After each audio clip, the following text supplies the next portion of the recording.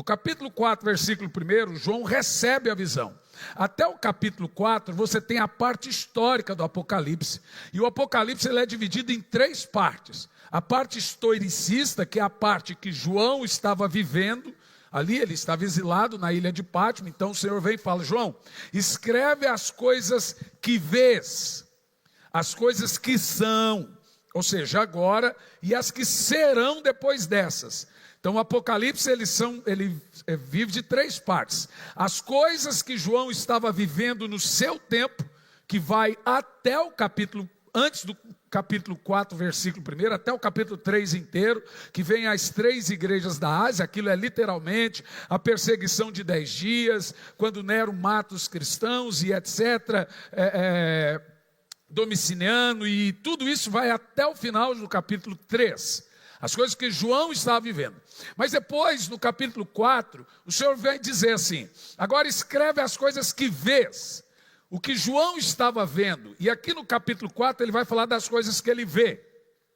E a partir do capítulo 5, o texto diz: e as coisas que serão lá no futuro. Então veja, essas são as 3 partes do Apocalipse. No capítulo 4 ele diz: depois disso olhei e eis uma porta aberta no céu. Há uma linha teológica aí que diz que ninguém vai para o céu. Mas eu só vi uma porta aberta no céu. Nós vamos para onde então? Quando a coisa começa a ficar salgada, João vê uma porta aberta para a igreja no céu. Então, João capítulo 14, versículo 1 diz: não se turbe os vossos corações, credes em Deus, credes também em mim. Na casa de meu pai há muitas moradas, se não fosse assim eu vou-lo teria dito, pois vou para o Pai preparar-vos lugar, e quando eu for, voltarei, vos levarei para mim mesmo, para que onde eu estiver, vós estejais também. Então, a nossa esperança está no céu. Se você vai morar no céu para sempre, não. Nós vamos ficar lá durante 7 anos e voltaremos com Jesus para estabelecer o reino dele de equidade e justiça. Mas nós vamos para o céu. Que coisa linda. Vamos para o céu. Eu quero levar alguns comigo. Quem quer ir para o céu aí? Quem ficará feliz quando Jesus voltar? Eu não. Eu vou subir feliz. Então João vê a porta aberta no céu e ouvi como se fosse uma trombeta falando. Toda vez que você vê o termo trombeta na Bíblia, é fala, é voz. Então é a voz. Quando fala as 7 trombetas, são 7 anjos falando. É o termo para trombeta.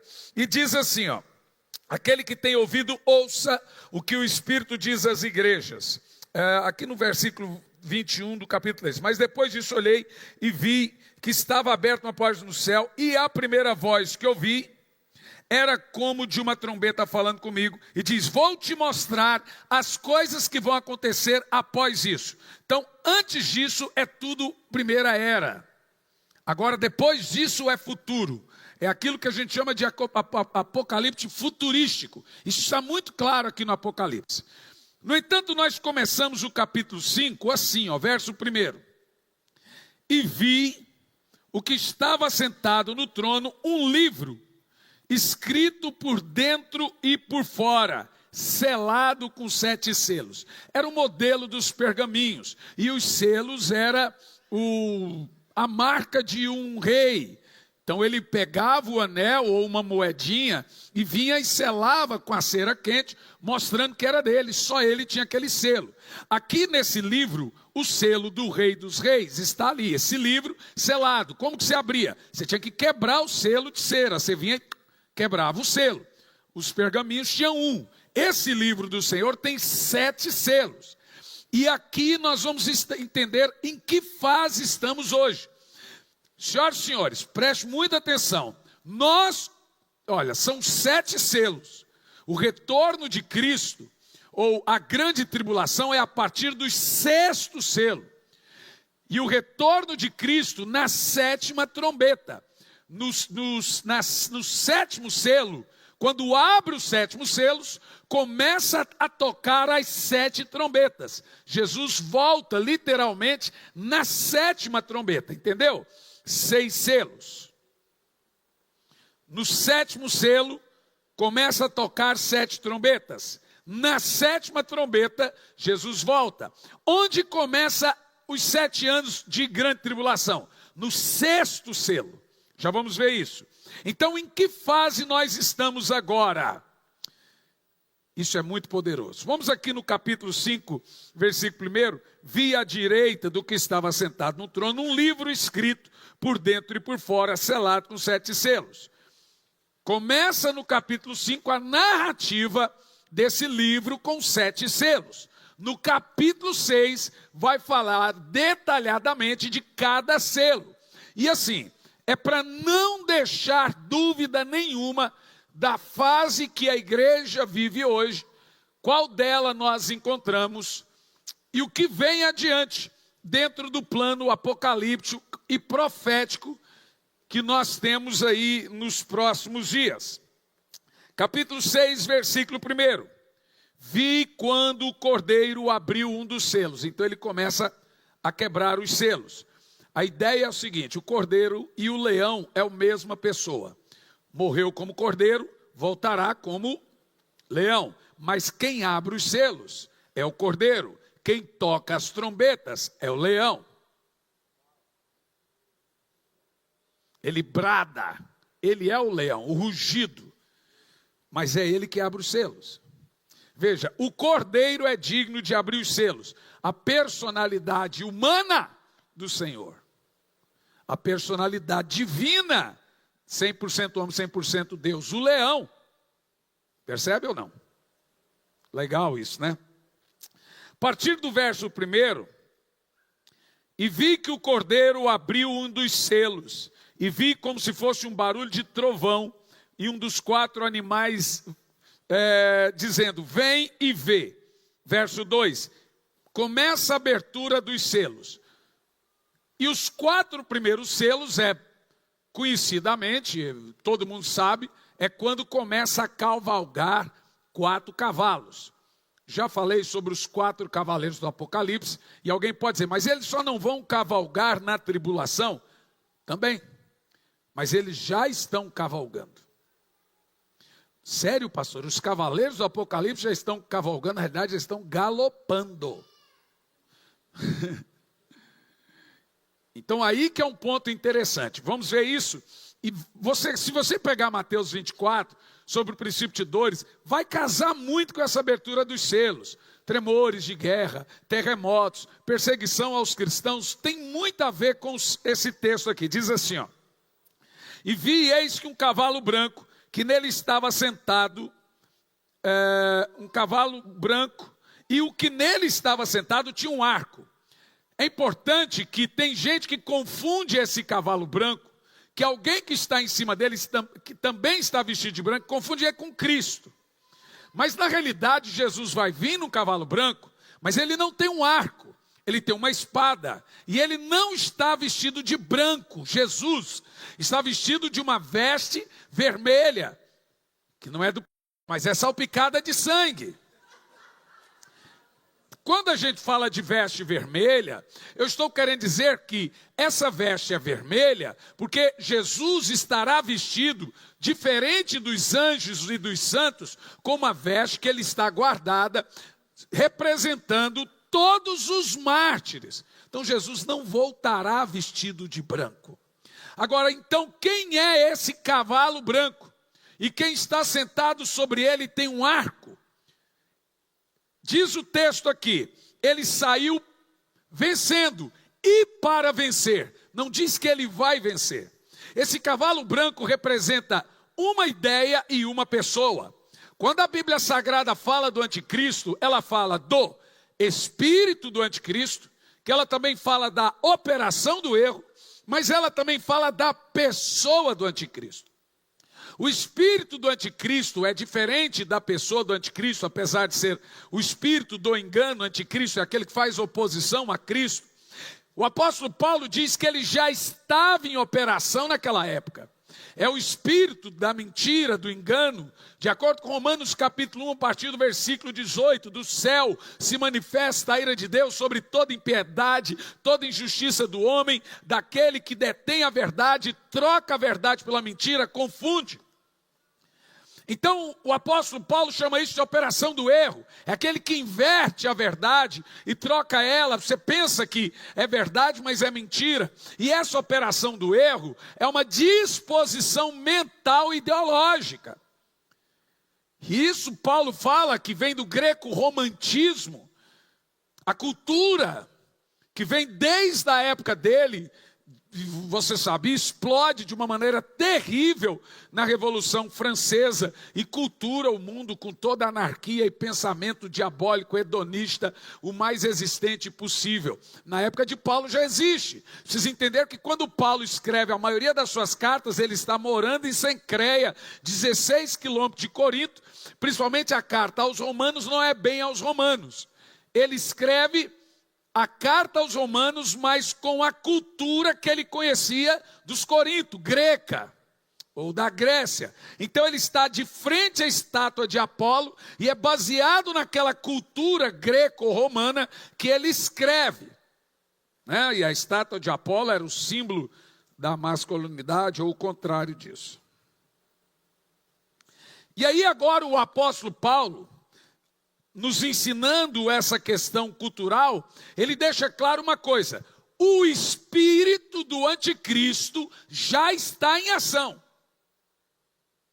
Vamos ver esse texto, 2 de Paulo aos Tessalonicenses, no capítulo 2, a partir do versículo 6 ao 11, você vai entender o que faz, o porquê que a pessoa, o homem anticristo ainda não veio. E o diabo vem treinando o mundo para a figura do anticristo. Vem muitos anticristos no mundo. Então, o próprio texto diz, há muitos anticristos.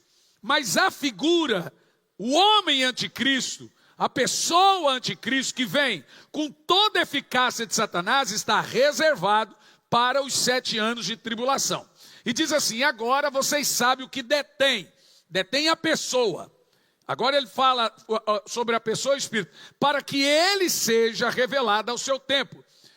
Então, sufixo masculino, pronome pessoal, está falando de alguém, de uma pessoa, não de um pensamento. No entanto, ele continua, a verdade é que agora temos a diferença da ideia, que é o mistério da iniquidade, para a pessoa.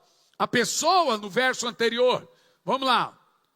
E agora vocês sabem o que está olha lá, artigo definido, sufixo masculino, pronome pessoal, deixando claro que não é uma ideia ou um espírito. Aqui está falando de uma pessoa. Para que ele, pessoal, a pessoa, próximo verso, saia a pessoa, agora ele vai falar da ideia, do que ele vai promover. A verdade é que o espírito da iniquidade, operação do erro, o ministério da iniquidade já opera. Viu? A pessoa ainda não existia e nem tinha vindo, e vai ser reservado agora para o final, ser revelado, mas já na época de Paulo, já tinha o espírito do anticristo, que foi esse espírito que matou Jesus.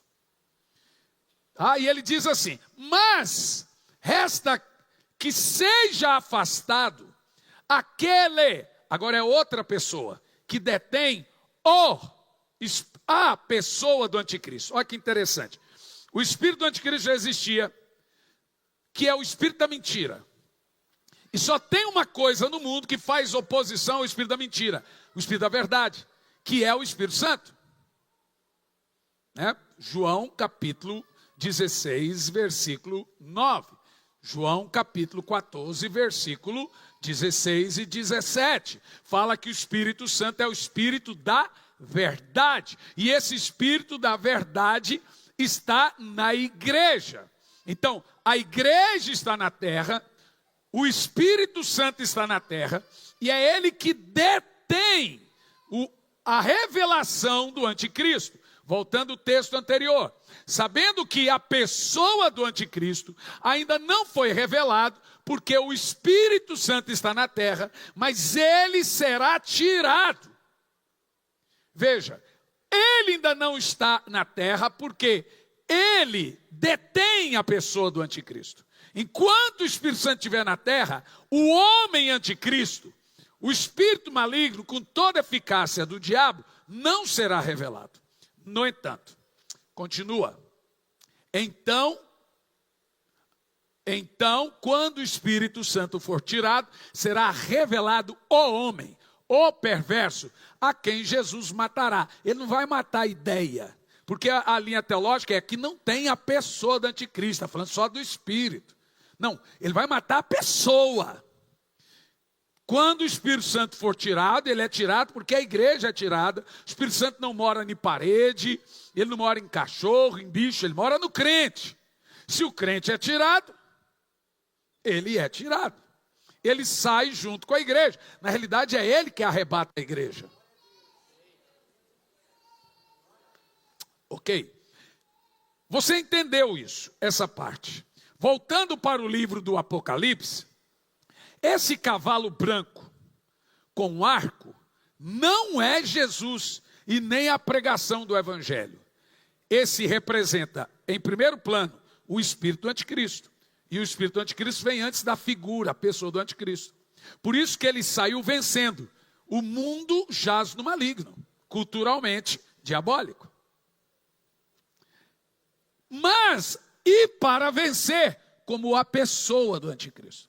Então o cavalo branco já está cavalgando como espírito do anticristo. E não está cavalgando como a figura, a pessoa do anticristo. Vocês compreendem o que eu estou falando? A operação dele, os planos dele, a ideia dele, a cultura dele já está no mundo. Então nós já temos o cavalgar do espírito do anticristo. Está muito claro para os irmãos. Esse é o cavalo branco do Apocalipse. Perceba que a abertura do primeiro selo é o espírito do anticristo, a cultura hedonista, satanista, diabólica, greco-romanista, tudo que faz oposição aos valores bíblicos, cristãos, judaicos, de toda a moral do mundo. Isso é a cultura e o cavalgar do cavalo branco, que terá toda a sua eficácia na pessoa do anticristo nos 7 anos de tribulação. A abertura do primeiro selo, então, é o cavalo branco. Então, nós já temos esse cavalgar, ok, gente? O mundo jaz no maligno, a cultura do mundo é completamente absurda. Está muito... Cada vez que... Veja, ao decorrer que os anos vão passando, as coisas vão ficando mais claras. Você não tem como saber qual lado agora, fica fácil. No entanto, temos a abertura do segundo selo. E havendo aberto o segundo selo, gente, ponderem todos os sinais dos cavalgares, ou do cavalgar dos cavalos. E ponderem com Mateus 24. Ponderem com o que Jesus fala sobre o princípio de dores.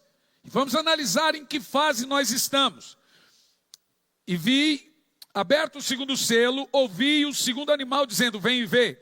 E ali saiu outro cavalo, um vermelho. E o que nele se assentava, foi-lhe dado o poder para tirar a paz da terra, e que matasse uns aos outros. E uma espada, a espada representa a guerra, está claro para nós. Então veja bem, nós tivemos 2 guerras mundiais, estamos na iminência de uma outra. Nós estamos vivendo um terror.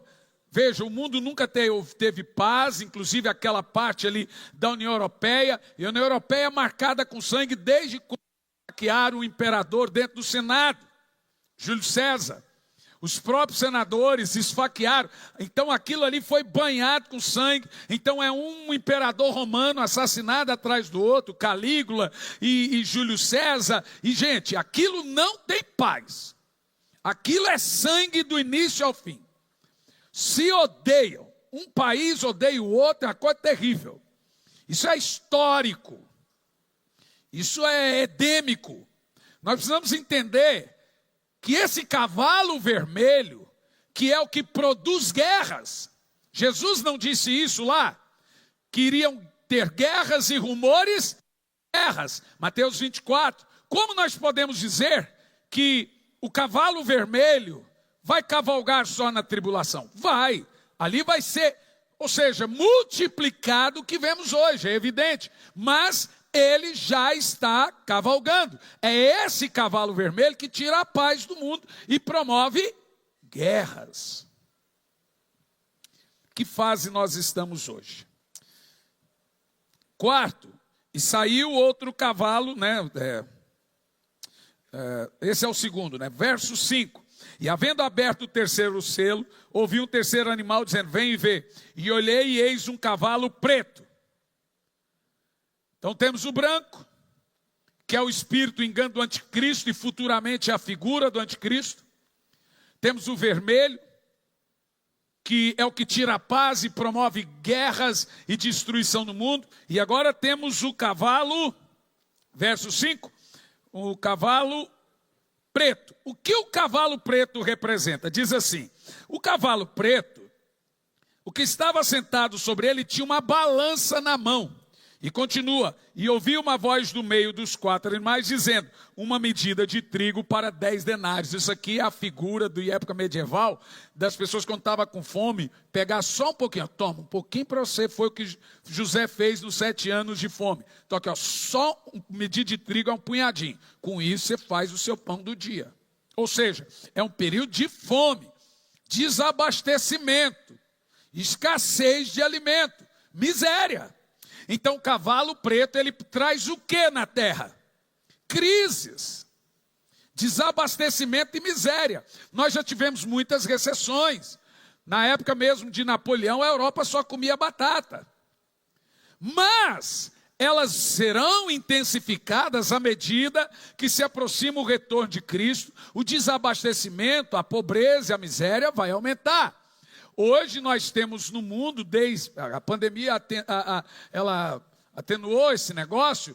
Então nós hoje, antigamente era 13% do mundo passava fome, agora são 28%. Na realidade o mundo não tem comida para todo mundo. Não há alimento para o mundo todo. Com quase 8 bilhões de habitantes, não tem alimento para todo mundo.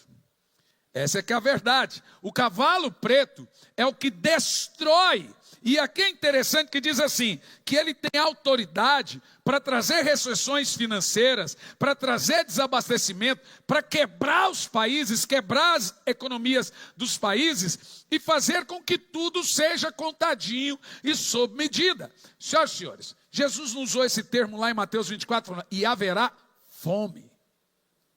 Se você pega o cavalgar dos cavaleiros e casa eles com Mateus 24, não tenho tempo aqui, mas você deve tê-lo em casa.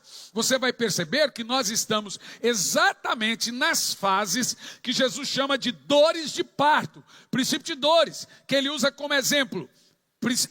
A mulher grávida presta a dar luz, gemendo com dor de parto, próxima da luz, e os sinais são as guerras, os sinais são a fome. E existe um outro sinal aqui no próximo cavalo. Verso 6. Verso 7. E havendo aberto o quarto selo, são 7 selos, no 7º selo, 7 trombetas. Nós estamos nos selos. E havendo aberto o quarto selo, ouvi a voz do quarto animal dizendo: vem ver. E olhei e eis um cavalo pálido. A palavra pálido ali a gente chama de cavalo amarelo, mas na realidade não é bem amarelo. É aquele cavalo pálido de quando a pessoa está morta. É a cor de uma pessoa morta, meio amarelada. Por isso que aqui nessa versão King James usa o termo certo, pálido. Pessoa amarela. Não é esse amarelo ali, igual o Zeca está vestido.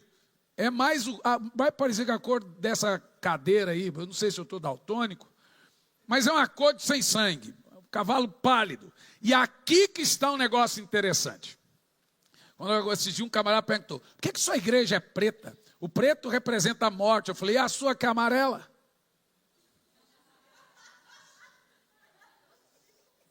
Não, mas eu pinto de branco.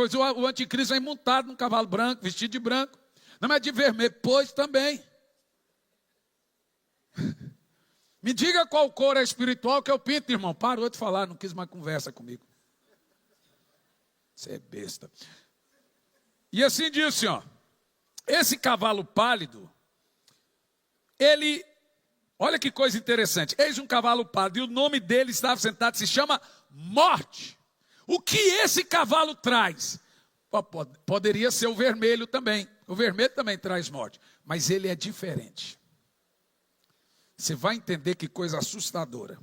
E diz assim, ó: o inferno o seguia, e foi-lhe dado o poder sobre a quarta parte da terra para matar com espada, com fome,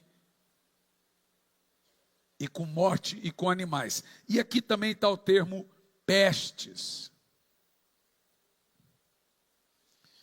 Que coisa. Esse cavalo amarelo, ele é o responsável pelo coronavírus, pela peste negra. Ele é o responsável pelas bactérias, pela proliferação de doenças que não entendemos, doenças inexplicáveis. Ele tem o poder de trazer sobre a face da terra todo tipo de doença, e ele é o rei da morte. Ele é tão rei da morte que o inferno segue ele. É com o cavalo amarelo que vem as pandemias, que vem a morte por fome, inanição. É o cavalo amarelo cavalgando que traz todo tipo de morte por todo tipo que imaginamos. Aonde você vê uma guerra, tem um cavalgar do cavalo amarelo, do vermelho. Onde você vê uma recessão, tem um cavalgar do cavalo preto. Onde você vê uma peste, uma pandemia, você tem o cavalgar do cavalo amarelo. É evidente que durante os 7 anos eles estarão numa manifestação muito mais evidente, que é o acúmulo de tudo isso que vivemos apenas em 7 anos. Agora, o que eu quero mostrar para você é em que fase nós estamos. Porque até o cavalo pálido, nós já falamos dos 4 cavaleiros, dá para você perceber que eles já estão cavalgando. Nós já temos terremotos, nós já temos guerras, nós já temos pestes, nós já temos tudo fome e a morte e falta de paz. Nós já temos o cavalgar dos 4 cavaleiros. Então, com certeza, meus irmãos, ao meu ver, se você concorda diferente, joga fora. Mas quando eu pego a parte apocalíptica do Sermão do Monte de Jesus em Mateus 24, Daniel 8, 9, 10 e 11, quando eu pego as cartas de Paulo, os termos apocalípticos de 1ª e 2ª Tessalonicenses, mas também as cartas de Pedro apocalípticas, para mim não resta dúvida que nós temos pelo menos 5 selos abertos, de 7.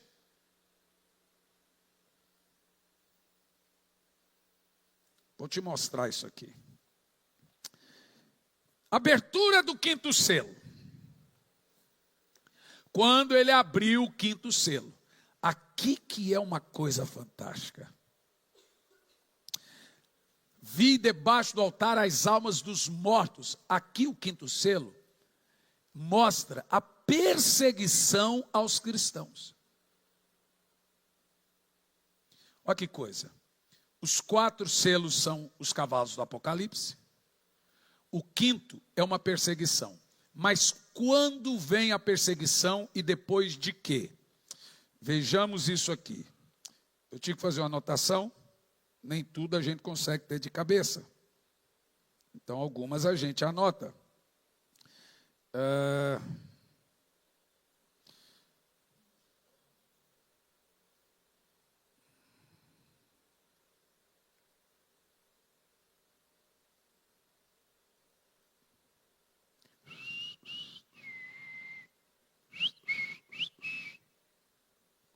Esse é o sabiá, né?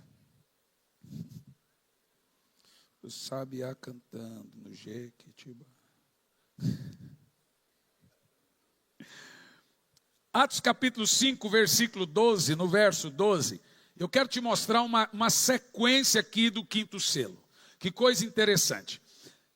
Em Atos 5, 12, nós temos um subtítulo do texto: os apóstolos fazem milagres. Muitos sinais e maravilhas realizavam entre os povos pelas mãos dos apóstolos.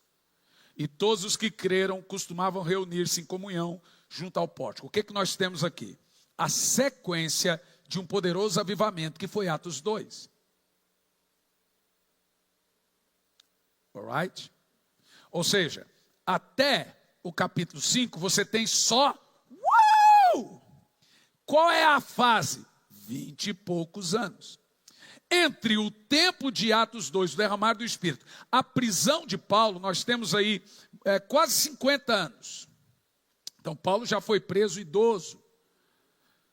Entre o tempo de Atos 2, do derramar do Espírito Santo, ao início e ao auge da perseguição, e aqui nós vamos para o versículo 17.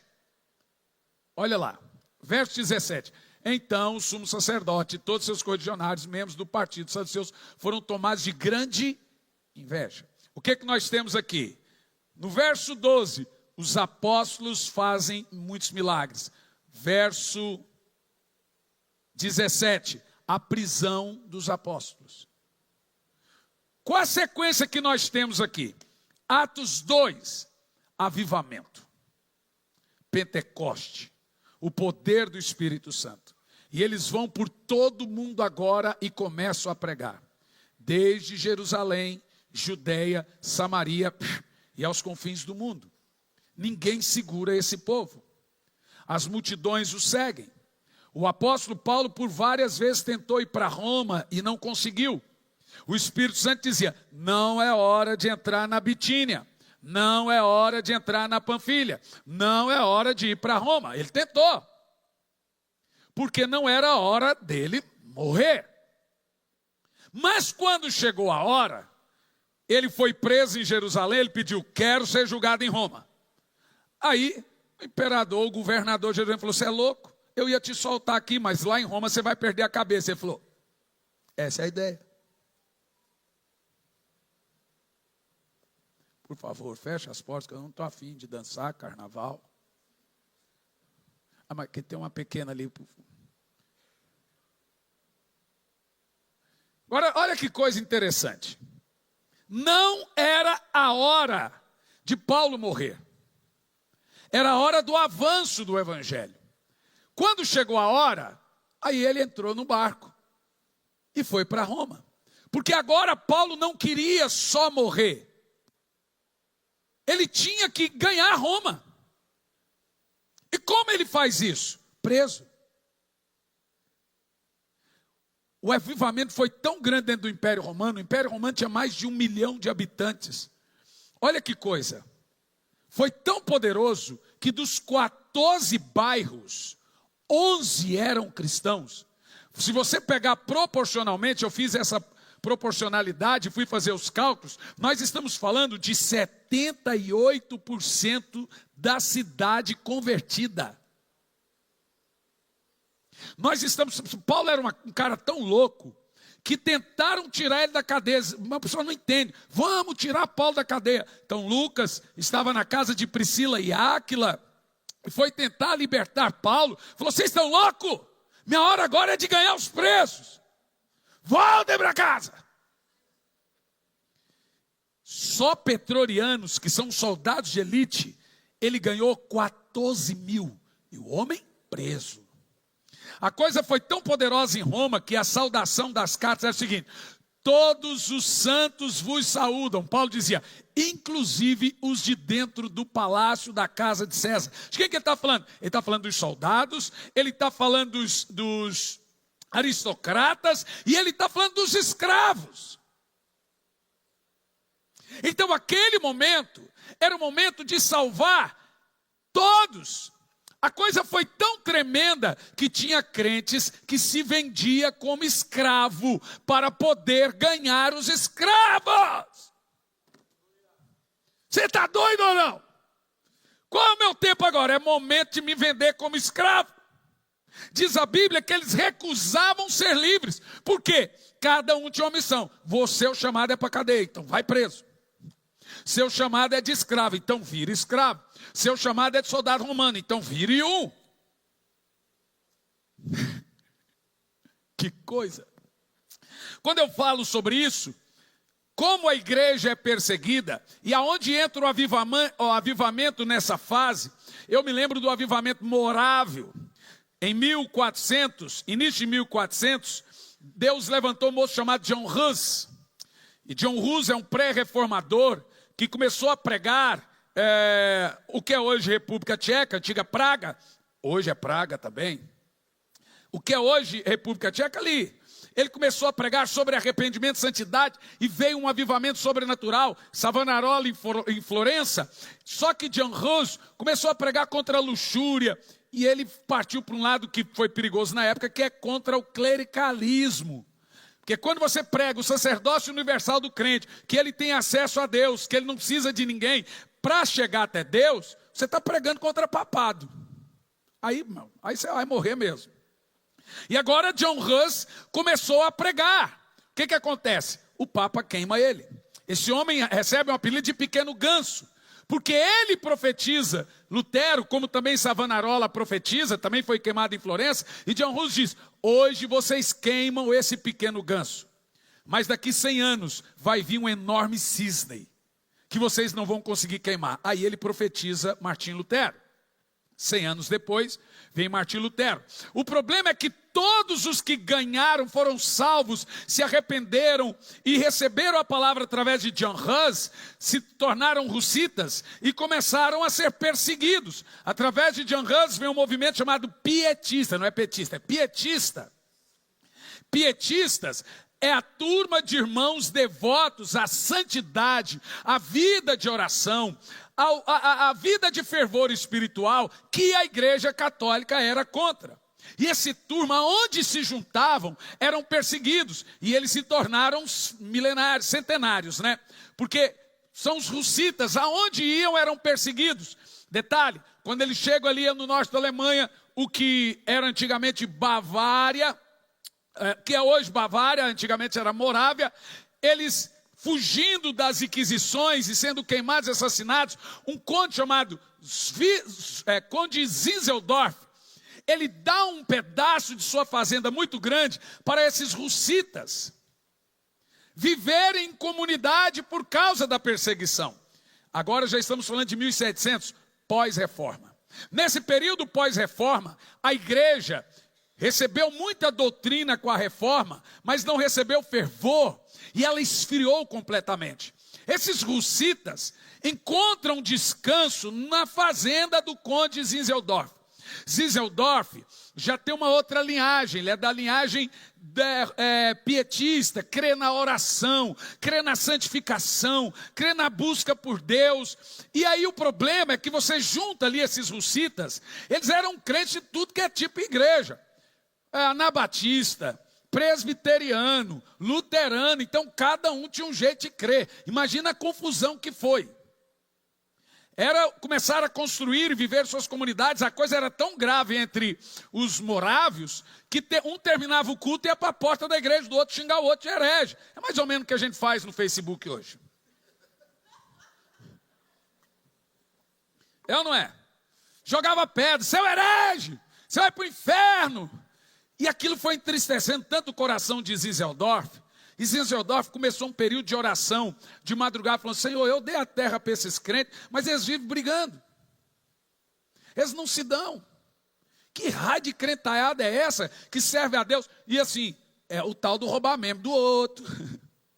O tal de falar mal da igreja do outro. Isso que era uma comunidade pequena. Só que um dia Deus deu uma direção para Zinzeldorf. A terra é sua? Faz esse povo assinar um tratado que para viver na sua terra não pode fazer isso, aquilo outro, senão sai fora. Só que o povo não queria ir embora, porque senão eles seriam mortos. Eles eram protegidos do conde. O conde chegou um dia e falou assim, é o seguinte, para viver na minha terra, se falar mal do outro crente, vai ser mandado embora. Se não sei o que, e fez todo mundo assinar uma carta. De que? Iriam conviver em unidade, e que todo dia iriam orar juntos, e ler a Bíblia juntos. Senão não podia ficar na fazenda dele. Bom, eles não tinham alternativa. Aceitaram. Ali começou, através do conde Zinzeldorf, ele montou uma torre, a primeira torre, 24/7, oração 24 horas, por 7 dias na semana. A ideia era que eles orassem um pouco, eles foram obrigados, no início eram obrigados, mas aquilo desencadeou, gente, o maior avivamento da história, e até os morávios nunca tinha existido missões. Eu falo missões transcultural, entrar no outro país, pegar a cultura do outro país, ganhar Jesus em outro país, isso nunca existiu. Os morávios são chamados pais das missões modernas transculturais, que passaram a estudar culturas, porque eles começaram com 3 coisas. Qual foi o segredo do avivamento de Atos? Qual foi o segredo do avivamento dos morávios? 3 basicamente coisitas. Primeiro, se uniram. Não há avivamento sem unidade. Você quer ver um lugar onde o Espírito Santo entristece? É quando tem confusão. Atos dos Apóstolos era o coração e a mente de todos. Antes deles começarem a orar, eles se uniram para orar. Então hoje você tem avivamento da Assembleia, avivamento da Batista, avivamento da Quadrangular, cada um tem um avivamento à la carte. Não, aqui na minha igreja o avivamento é assim, eu quero X tudo, mas não gosto de milho. Não gosto de ovo. Ó, eu quero um avivamento do meu jeito. É porque na minha denominação eu não creio dessa forma. Não vai vir avivamento. Enquanto nós não colocarmos de lado as diferenças, em primeiro lugar, teológicas.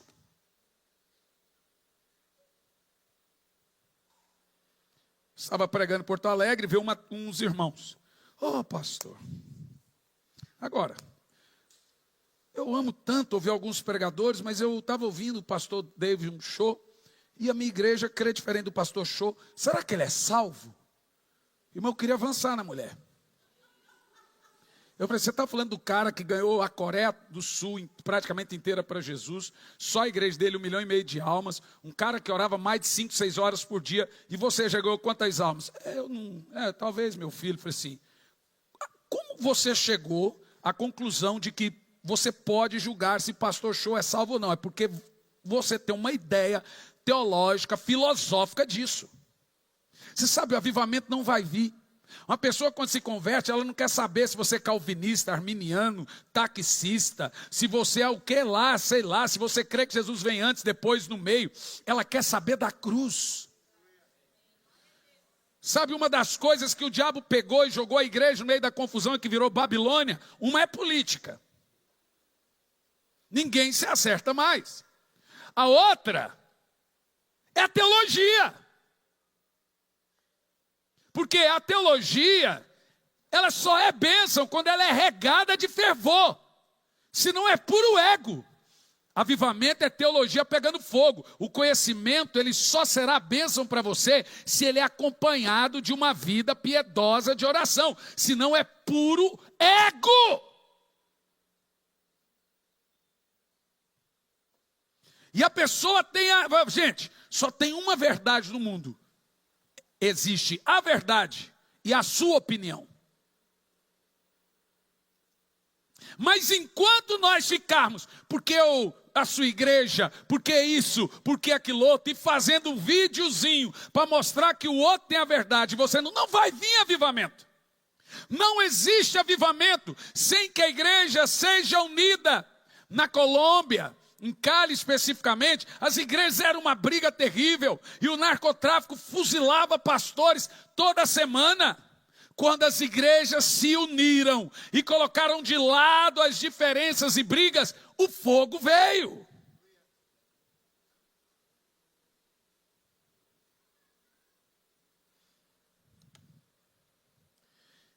Por que nós pensamos que a minha fé é superior à do outro? Porque eu creio assim, é muito. Irmão, você consegue imaginar um orgulhoso orando? Senhor, eu me agradeço. Preciso de mim. Quão grande és mim. Quão grande sou eu. O cara arrota em línguas. Eu consigo ver que tipo de oração faz um orgulhoso. Eu sei. Ele começa com justiça própria. Senhor, fulano fez, fulano fez, fulano fez. Lembra do cara? Obrigado que eu não sou pecador como ele. Essa é a oração do orgulhoso. Quando você começa a perceber aqui, vamos entender o segredo para o avivamento moraviano e o segredo para o avivamento de Atos e de todos os avivamentos. Começa com deixar de lado as diferenças. Esse é só o início, porque unidade é diferente de uniformidade. Uniformidade é todo mundo vestir uniforme. uma farda. Isso não é unidade. A unidade também ela tem regras. Não vou falar sobre isso, mas a igreja tem que saber com quem ela faz unidade e com quem ela não pode fazer. Você não pode ter unidade, por exemplo, com quem é idólatra. Unidade com quem ama o pecado. Paulo diz a esse nem saudeis. Com crente que conhece a verdade, mas prefere viver a prática da injustiça. Esse você não tem unidade. Você tem unidade com os irmãos que professam a mesma fé, creem no mesmo Cristo, servem o mesmo Deus. Mas eu não vou falar sobre o quesito unidade agora, porque há situações que a Bíblia diz que você não pode ter unidade. No entanto, não é só unidade. Não é só a igreja se unir. Eu acho bonito esse movimento agora. Mas será que quando passar a política vão continuar orando e jejuando e buscando assim? Será que, eu gostaria muito que a igreja se esforçasse buscando por avivamento, igual ela está esforçada agora. Aí o negócio funcionaria. Se ela usar da mesma força, o mesmo esforço, meu Deus do céu. Se unir do jeito que está, maravilha. E tem que se unir mesmo. Não estou questionando a fato de unir. Eu quero dizer o seguinte, vamos nos unir também para buscar avivamento e salvar pessoas da mesma forma? Porque aparentemente agora todos estão falando a mesma língua e deixar de lado as diferenças. Entenderam? Vocês entendem o que eu estou falando? Quem entende o que eu estou falando aí? Em prol de um bem comum, ninguém quer nem saber a teologia do outro. Maravilha, bacana. É assim mesmo.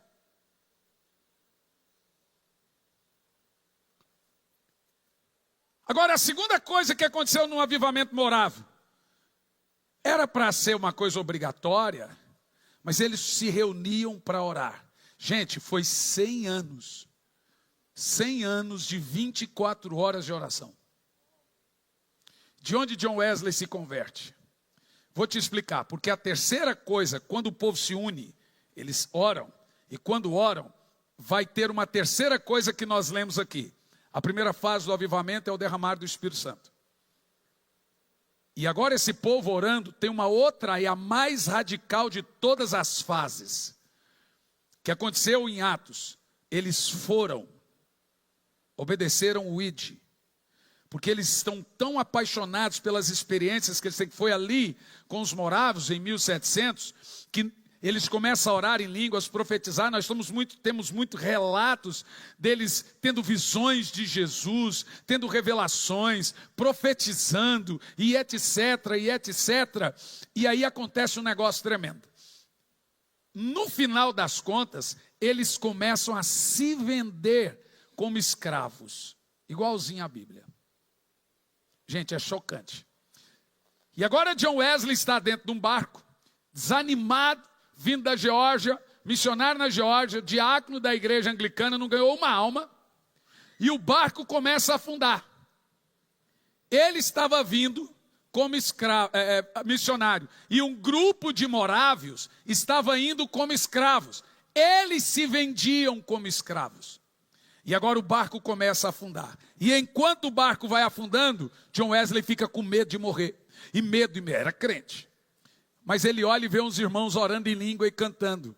Nesse dia ele percebe que ele não era crente. Quem tem medo de morrer não é crente. John Wesley entra em crise e chega lá, escuta, vocês não estão com medo de morrer? Ele falou, o quê? A gente se vendeu como escravo e tem medo de morrer? John Wesley entra numa crise tão grande, que quando ele chega na Inglaterra, ele vai visitar a cidade lá dos morávios, ele vai visitar aquele interior da Alemanha, e ali ele recebe o fogo de Deus, e depois desemboca isso na Inglaterra e varre pelo mundo. Por quê? Porque um dia, ali começou tudo. Nós estamos aqui porque um dia um grupo de irmãos abandonaram a indiferença, abandonaram as intriguinhas, e começaram a orar, e depois eles começaram a ir pregar o evangelho e fazer missões. Ao nível mais radical, pais venderam os filhos maiores de 18 anos como escravos. Nós estamos aqui, dali nasceu as missões, não existia. Você já imaginou Se esse povo não tivesse se vendido para os barcos negreiros, o Brasil na época era exportador de barcos negreiros, você sabe a história. Então eles começaram a ir para as Américas, a ir para onde puderam ir como escravos. Qual era o intuito?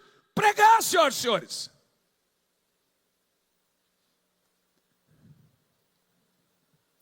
Hoje eu penso como a igreja reage.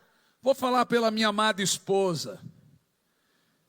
Então agora, não vou falar qual país, vocês sabem qual, mas agora está sendo gravado. Que eu fui ameaçado de morte.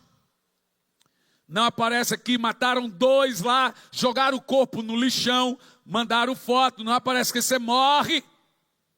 Então veja, quando eu falei, minha esposa falou, credo amor, eu falei, é assim que a gente trata morrer por Cristo? Credo. Credo, pastor. Eu falei, irmão, deixa eu falar uma coisa, eu estou pronto. Eu não tenho medo. Na realidade eu até quero. E quando chegar o dia eu vou falar, Senhor, demorou muito. Se isso chegar, chegou, eu fui preparado para esse dia. E agora sabe como os crentes hoje lidam com esse fato? Ui, pastor, Deus o livre, é assim. Você sabe que dali que surgiu a frase que todo mundo repete, canta ela. Porque quando John Wesley perguntou para eles, como vocês se vendem como escravos? Eles falam assim, para que o cordeiro receba a recompensa do seu sacrifício. É nesse contexto que o sal é tempero do mundo. Jesus deixou claro que se a igreja não for perseguida, se não tiver mártire, o sal para nada presta. É isso, pastor, quer ser sal do mundo? É. Ele diz, bem-aventurados sois vós, quando vos perseguirem. Então a perseguição ela tem muitos níveis. Primeiro nível de difamação, disserem todo mal contra vós. Ou caluniando, tem também um nível psicológico. Mas tem um nível mais radical, que é o nível de matar mesmo. Gente, essa perseguição nós já temos. Nós não temos aqui, é o nível radical, de matar o cara por amor a Cristo. Mas nós já temos a perseguição filosófica, a zombaria, o escarnecimento. Isso aí tem desde do colégio. Lá na escola dizia, ô crentinho, aleluia, farinha no prato, bolo na cuia. E lá vai um crente. Você vê isso na televisão, você vê no escárnio, brincando com Jesus. Então já existe a perseguição filosófica, ideológica, a perseguição de escárnio, mas ela tem um nível mais terrível. A Bíblia diz, chegará o dia em que as pessoas irão matar vocês, pensando estar fazendo um favor a Deus. Todo muçulmano crê nisso, ele pensa estar fazendo um favor a Deus. Então escute bem o que eu estou lhe dizendo, escute bem. Guarde, para você nunca mais esquecer, você e os milhares que nos assistem. A perseguição começou na Ásia, como o Evangelho. O Evangelho corre mais que a perseguição. Ele chega antes, depois dele a perseguição. O Evangelho começou na Ásia e correu. Depois veio a perseguição começou na Ásia e correu. O Evangelho veio para a Europa e correu. Agora a perseguição ideológica chegou na Europa e correu. Agora o Evangelho veio para as Américas e está correndo. A próxima agora é a perseguição. Olhe para mim. Há 2 meses atrás, queimaram igrejas no Chile, aqui do lado. Não tem um país nas Américas que hoje não tenha um tipo de perseguição. O Brasil é o último bastião da liberdade e, entre aspas, que não há mais liberdade. Por exemplo, se você pega a Ásia, então a Ásia você tem Coreia do Sul, você tem, Coreia é liberdade religiosa, mas Coreia do Sul é o número 1 hoje em perseguição. Você tem 400 mil cristãos presos, você tem 80 mil presos em gaiola. Você sabe como é que um cristão cultua na Coreia do Norte? Vou te contar. Nas florestas, escondidos, sem nenhuma luz, em toda a penumbra. Por quê? Para que ninguém veja a face de ninguém, para correr o risco de um desistir lá e trair. Então eles não podem se conhecer para ninguém entregar ninguém. Então há uma história da Coreia do Norte, e vocês sabem, nós temos uma agência missionária, nós trabalhamos com missões a vida toda. Você tem um pastor que é missionário. São 70 e poucos países. Hoje estava vindo de Porto Alegre. Do meu lado o rapaz, você sabe, tem gente que gosta de puxar assunto. E eu com sono e o cara puxando assunto. E ele falou assim, rapaz, eu estou viajando. Você está vindo de onde? Eu falei, bom, como você veio de Porto Alegre. Ele disse assim, pois é, rapaz, é que para mim, o meu trabalho, eu lido com todo o Rio Grande do Sul. Todo o Rio Grande do Sul está debaixo da minha responsabilidade, do meu trabalho. Então, minha função na empresa é todo o estado. Falou, e você? Falei, como que eu vou te explicar isso? A sua é o estado do Rio Grande? E o seu patrão? Falei, o meu também, ele me dá muita coisa para fazer. E o seu é qual estado? Falei, olha, é estranho eu te explicar, porque o meu patrão não me deu um estado. Então você vai para onde? Falei, olha, já são 70 países. Ele falou, como tudo isso? Falei, rapaz, não dá para te explicar, deixa isso para lá. Estou te falando. Eu durmo num país e acordo em outro. Ué, você vê o Luciano Subirá, estava ontem na Itália, hoje de manhã está em Portugal. Tem gente que não entende esse negócio, não dá para você sair explicando. Só sei dizer para você que é mais ou menos assim. Minha família está dentro do carro, indo para São Paulo, para passar uma semana comigo enquanto prego. É assim, senão você não vê a família. E tem gente que pensa que isso é passeio. Vamos passear comigo, você não aguenta uma semana. Tem uns aqui que começou e desistiu. Aí, ó. Olha, ó. Não aguentou o tranco. Hoje você fala, morre o papagaio, o periquito. Ah, pastor, veja bem, esse aqui, o Zega, tem uns aí, ó. Estou brincando, brincadeira, Claudinho. Sempre estão dispostos a servir. Mas tem hora que o meu filho perde arrego com 19 anos. Ah, pai, eu queria ficar em casa. Então deixa eu te falar uma coisa. O evangelho corre. Ele tem uma velocidade mais rápida, mas a perseguição vem atrás. Como nós lemos o texto. Por causa de ciúmes, inveja e o espírito do anticristo. Então olhe bem para mim. Qual fase nós estamos agora? Avivamento. Por que o avivamento é necessário? Eu te explico. Porque se não tivesse o avivamento de Atos 2, eles não suportariam a perseguição 20 anos depois. Eles apostatariam. O Espírito Santo os enche e mantém você de pé quando vem a perseguição. É por isso que eu estou pregando. Se o avivamento não vier, ninguém ficará de pé. Nós precisamos nos encher do Espírito urgente, antes que comece uma terrível... Gente, olha para mim. Todos os sérios pastores do mundo estão prevendo, todos os sociólogos, uma terrível perseguição em 10, 15, 20 anos. Agora no Ocidente, porque no Oriente e Ásia ela já existe. E de morte, de matar. Então você já vê hoje a raiva. Aqui em Curitiba, o camarada invadiu a igreja. Hoje é de forma ideológica. Cassaram o mandato dele. O STF devolveu. Vocês sabem da história ou não?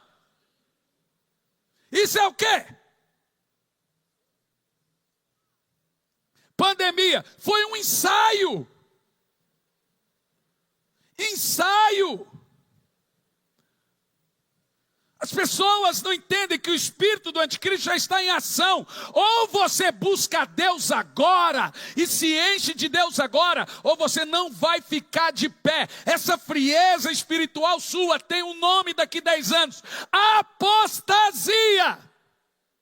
Quando Jesus diz, aquele que perseverar até o fim será salvo, é aquele que aguentar a perseguição, que aguentar a pressão psicológica, que não negar a sua fé. Quando a Bíblia diz que os covardes não entram no reino de Deus, é o covarde que nega ele mediante a perseguição. Covarde!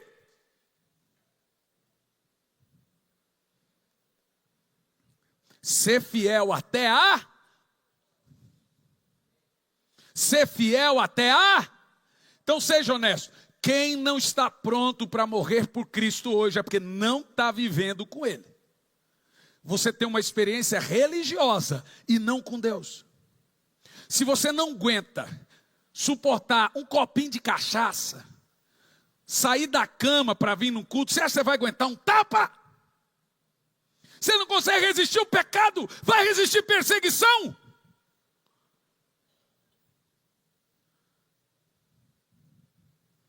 Por isso que nós precisamos de um novo Pentecoste.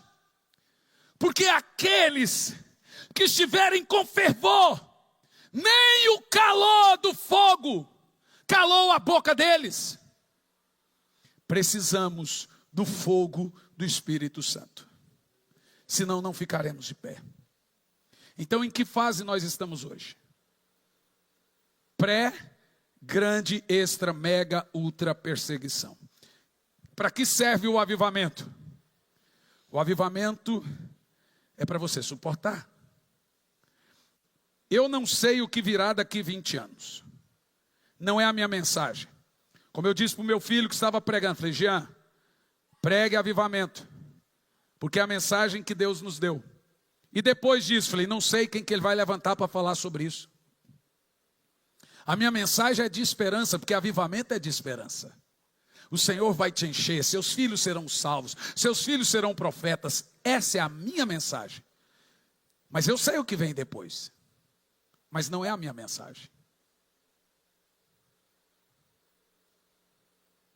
Mas você tem alguma dúvida que o avivamento precede perseguição? E você tem alguma dúvida que a igreja é arrebatada no meio do calor da perseguição? Pastor, e a tribulação? Aí é depois. Então, por favor, acha para mim, eu acho que é Marcos capítulo 9. Marcos capítulo 9. Deixa claro da perseguição moral.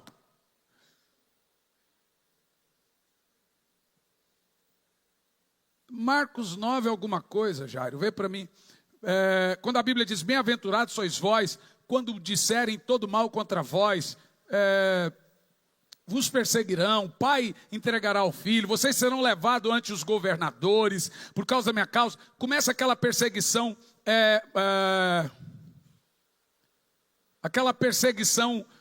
psicológica. O irmão Yun, pastor na China, veio ao Brasil. E esse homem estava tão cheio de Deus, foi pregar aqui na Batista Shalom, do pastor Dilon Vergara. Ele falou, eu sei que vocês aqui no Brasil estão orando para perseguição na China, acabar, na Coreia do Norte, acabar. Parem de orar. Nós estamos orando para vocês serem perseguidos. O povo falou, por quê? Porque a perseguição depura. Ela separa. Bode de ovelha só fica de pé quem está cheio do Espírito. O resto debanda tudo. O sexto selo, põe o sexto selo, começa a tribulação. Aí começa os elementos dos céus se desfazendo, casando o que o apóstolo Pedro diz, o que Jesus fala também em Mateus 24:30. E casa certinho com o texto. Então surgirá no céu o Filho do Homem. Mateus 24:30. Mas é Apocalipse. Apocalipse 6, lá na abertura do sexto selo. E o sétimo já é as 7 trombetas. Então em que fase estaríamos hoje, dependendo dessa linha escatológica que eu estou falando? No quinto selo. E o avivamento está entre o quinto selo, que é a grande e extrema perseguição. Ele vem antes disso. Então hoje nós estamos na fase do avivamento. E vi quando abriu o sexto selo. Então aconteceu um enorme terremoto. E o sol ficou escurecido. Joel 2:30 também fala disso. Então aqui nós já temos uma mudança de coisas naturais para coisas sobrenaturais. E aí casa com o texto de Mateus. Peço que você faça esse exercício em casa, que você vai entender certinho. No sétimo selo, aí, ó, lua vermelha, sol escurecido, está falando de eclipse, as luas de sangue, eu já preguei sobre isso também. Mas a abertura do sétimo selo. A abertura do sétimo selo são as 7 trombetas. E aí começa a tribulação. Aqui no sexto selo começam os 7 anos. Nesse caso aqui, o anticristo já foi revelado, olha lá, as estrelas cairão do firmamento e etc. No verso 15, você vai entender como que é certinho. O verso, e aconteceu que os reis da terra, os príncipes, generais, ricos, poderosos, todos, enfim, escravos, buscaram esconder-se nas cavernas e rochas das montanhas. Já é a tribulação, 7 anos. O que acontece? Então passaram a gritar para as montanhas: caiam sobre nós, escondei-nos da face daquele que está sentado sobre o trono e a ira do cordeiro. O termo ira do cordeiro é o termo para os 7 anos de ira do cordeiro. Então no 6º selo, não temos dúvida, isso é unânime, que estamos dentro de 7 anos de tribulação. Se nós somos uma linha dispensacionalista, pré-tribulacionista, pré-milenista, nós cremos que a igreja não está na terra a partir desse 6º selo. Mas se a igreja já está sendo perseguida e o 5º selo está aí aberto nessa perseguição da igreja, nós estamos na fase agora de Atos 2, receber o fogo do Espírito para não apostatar mediante a grande perseguição. Buscai ao Senhor enquanto se pode achar. Olá, gente querida, que Deus te abençoe de uma maneira sobrenatural. Já tem algum tempo que nós estamos realizando a Escola Integral de Profetas. Muitas pessoas têm saído dessa Escola Integral de Profetas capacitados. Muitos têm descoberto seus dons, muitos têm saído renovados, muitos têm saído cheios de uma certeza que o Espírito Santo irá usá-lo. E agora, nos dias 12 a 15 de novembro, estaremos em Sumaré, na Estância Árvore da Vida, promovendo a Escola Integral de Profetas. O que nós teremos ali? Teremos uma manifestação sobrenatural do Espírito Santo, preparando e capacitando você para o ministério. Não só líderes, todos que quiserem participar da Escola Integral de Profetas podem participar. Serão 4 dias muito intensos, cheios do poder do Espírito Santo. Toda essa escola é preparada para você. Eu estarei ali ministrando, teremos outros ministrantes, também professores. Teremos vários ensinos, várias matérias que preparam você para o ministério. A inscrição é pelo meu site, hernanisantos.org, e ali você vai fazer a sua inscrição. Tem vários tipos de inscrição, desde o alojamento a um apartamento. Olha, eu não quero ficar em alojamento, eu quero ficar sozinho dentro de um apartamento. Você tem essa modalidade também. Foque no que Deus vai lhe dar, no que Deus vai dar a você, na capacitação, naquilo que você vai aprender, naquilo que você vai ouvir. Serão dias sobrenaturais do poder de Deus. Você é o meu convidado, te aguardo lá.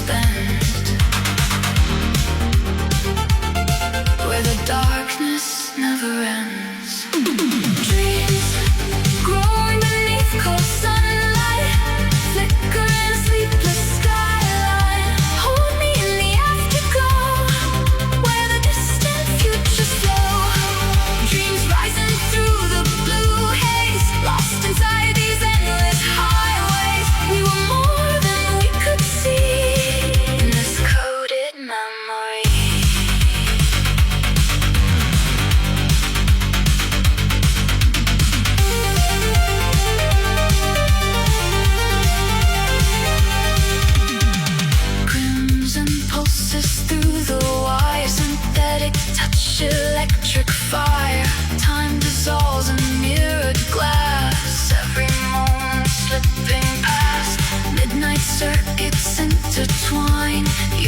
reflection next to mine. Velvet void, a quiet scream.